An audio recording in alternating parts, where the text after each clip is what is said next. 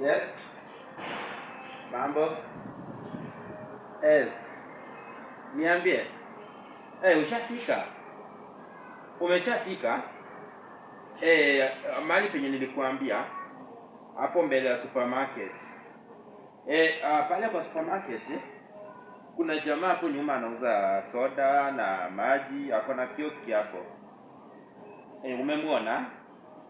Sasa fanya hivi. Ambia yule jamaa akupatie soda na kitafunio, alafu pia akupatie kitu ukae mpenzi wangu. Unajua sitaki uteseke sana. Nakupenda sana mpenzi wangu. Sasa fanya hivi. Huyo jamaa si mbaya. Mwambie tu mimi ndio nimesema, nimekuagizia, alafu fanya ukitumia. Sawa? Sawa, nipatie dakika 10 nitakuwa hapo. Mimi sitakuchelewesha. Hata sasa hivi nishaondoka. Nishaondoka. Nataka ni wahi tu hapo saa hii.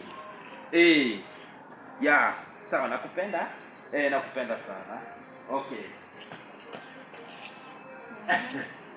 Nani ulikuwa unaongea na yeye? Madam, mpenzi wangu, nimekuwa nikiongea na bosi.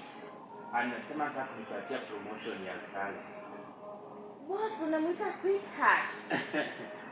Ama ni mimi mwenye nimesikia vibaya, ama nimeruka kichwa? Unajua, wacha nikueleze. Unajua, kuna kazi ambayo nilikuwa nimeapply kazini, nilikuwa nataka nipewe promotion.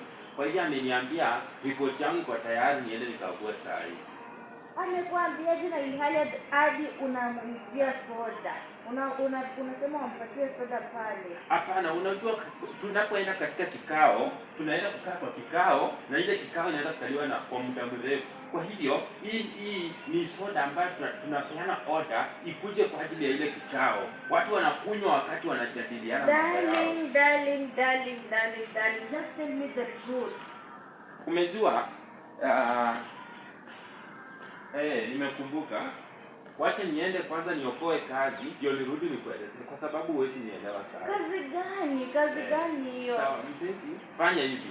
Kuna pesa pale juu ya kabati utachukua kwa matumizi ya leo, alafu kama unataka kitu chochote utanipigia simu, nitakuja kukusaidia. Lakini kwa sasa wacha kwanza niende niangalie. Ona muda ishaniacha. Bye. Mimi Bye. Darling.